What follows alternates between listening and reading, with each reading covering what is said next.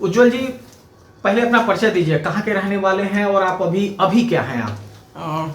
मैं सीतामढ़ी जिला का रहने वाला हूं और वर्तमान में मैं प्रखंड कल्याण पदाधिकारी गोरौल में वैशाली जिले में पदस्थापित हूं। आज क्या नतीजा आया है, क्या आपको मिली है उपलब्धि? जैसा कि हर एस्पिरेंट का सपना होता है, 69 बीपीएससी में मेरी रैंक 1 आई है और मुझे बिहार पुलिस सर्विसेज मिला है, जो मतलब एक तरह से ड्रीम कम ट्रू है। पीडीएफ में नाम आना ही बहुत बड़ी बात होती है, लोगों का सपना होता है और एक तरीके से ये जो है बिल्कुल एक सपने जैसा है। मैंने ये तो मुझे पता था, मुझे ये विश्वास था कि मेरा रिजल्ट होगा, लेकिन ये नहीं पता था कि मेरा रैंक 1 आएगा।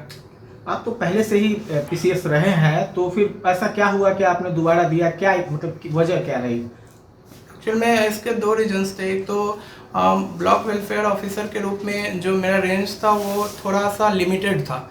जो मैं सिर्फ जो मेरा कल्याण का कार्य था वो SC ST वर्गों तक ही सीमित था और एज ए DSP मैं सर्व कर पाऊंगा पूरे समाज को। और जो एक गैप बन गया है पुलिस और समाज के बीच, उसको जो है थोड़ा सा भरने की कोशिश करूंगा। जो मेरा थोड़ा सा योगदान होगा वो ज़रूर करूंगा। इसके अलावा जो कि लेवल 7 से लेवल 9 में जाने का सपना सबका होता है, तो एक पर्सनल जो है जो एस्पायरेंस वो भी था।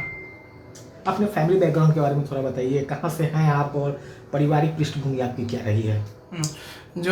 मैं जो है एक ग्रामीण पृष्ठभूमि से आता हूँ। मेरा घर जो है सीतामढ़ी जिले के नानपुर प्रखंड के रायपुर गांव में है और मेरे पिताजी जो है उन्होंने भी काफ़ी स्ट्रगल किया अपनी लाइफ में। उन्होंने एक तरह से एक पीढ़ी चेंज करने वाला आते हैं, उन्होंने एक तरह से वैसा काम किया, हम लोगों को काफ़ी स्टेबिलिटी दी। उन्होंने एक टीचर के रूप में शुरुआत की और धीरे धीरे काफ़ी इस्टेब्लिश टीचर बने और गांव में ही मतलब एक आसपास के जितने बच्चे हैं लगभग उनको उन्हीं ने पढ़ाया है। इसके परिवार में आपके अलावा भाई बहन? हाँ, इसके अलावा मेरी माँ जो है वो आंगनबाड़ी सेविका है और मेरी जो बहन है वो BPSC शिक्षिका है 1 to 5 में और TRE 1 में वो क्वालिफाई की थी। इसके अलावा जो मेरा भाई है वो अभी ग्रेजुएशन कर रहा है।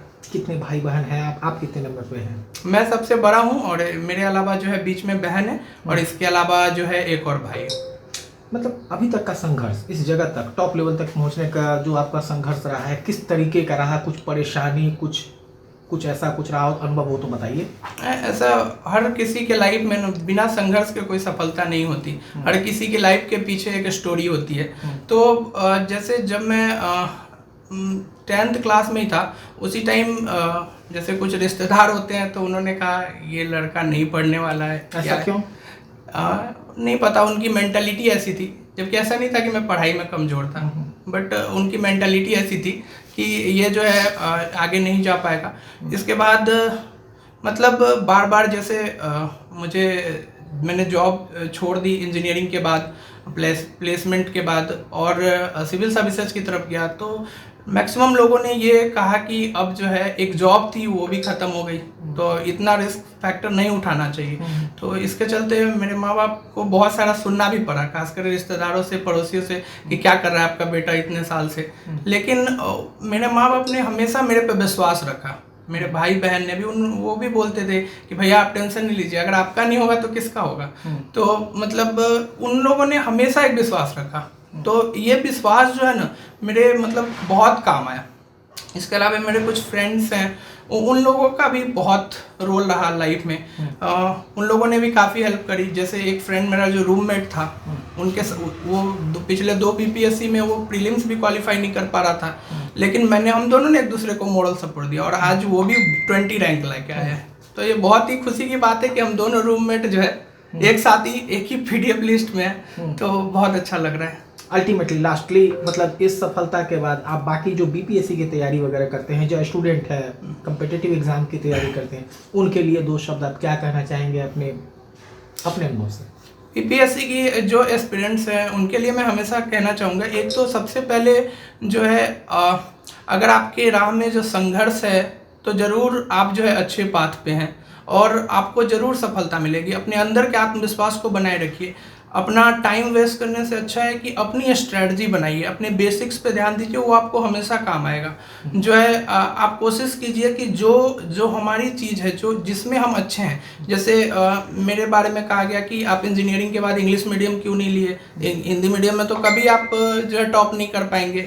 तो ये बात भी आज शायद गलत से साबित हो गई है हिंदी मीडियम से। हाँ, कि मैंने हिंदी मीडियम से तैयारी करी और हिंदी मीडियम का शायद पिछले 10 साल से मैंने बीपीएससी में टॉपर नहीं देखा है। तो मेरे अंदर ये था, मैं हमेशा एक जो है अपने दोस्त को भी कहता था कि देखना हम दोनों ही बदलेंगे कभी ना कभी हिंदी मीडियम का जो इतिहास।